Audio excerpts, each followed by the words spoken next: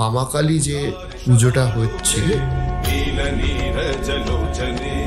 আজকে গোটা পৃথিবীর মানুষ জানে। এই পুজোটা শুরু কি করে হলো? 1969 সাল এরকমই কালী পুজোর বিসর্জনের দিন শান্তিপুরে লাইব্রেরি বোমবাট বলে বা মিলিটারি বোমবাট বলে একটা ঠাকুর আছে, বোমবাট কালী, যেটাকে বোমবাট কালী, যেটা শান্তিপুরে আরো পুরনো। সেই ঠাকুরটা বিসর্জন দিতে এসেছিল হিমাশ্রান ঘাটে, যেটা বড়বাজার ঘাট, আমাদের শান্তিপুরে প্রসিদ্ধ নাম করে একটা বড়বাজার ঘাট আছে। আর সেইখান থেকে আমাদের বাড়িটা 100 মিটার দূরে, সেই রাস্তাতেই অবস্থিত। তা ওখান থেকে আমার জ্যাঠার মেয়ে দিদি, যার নাম যমুনা, তখন যমুনাদির বয়স কত হবে, 14-14 হবে, ওইখানে বসে ঠাকুর বিসর্জন দেখছিল। তা বাবা এটা আমাকে উল্লেখ করেছিল যে চুল ছেড়ে ও বসে বসে ঠাকুর দেখ, মানে ঠাকুর বিসর্জন, ঠাকুরটা এসছে, বিসর্জন হবে। দিদির শরীরে কিছু অস্বাভাবিকতা দেখা যায়, মানে বিহেভিয়ার বলুন, অস্বাভাবিক কিছু লক্ষ্য করা যায়। তা পাশে যারা আরো বান্ধবী ছিল, তা কি হয়েছে না, ওর শরীরটা খারাপ লাগছে এবং সে অচৈতন্য টাইপের হয়ে পড়ে।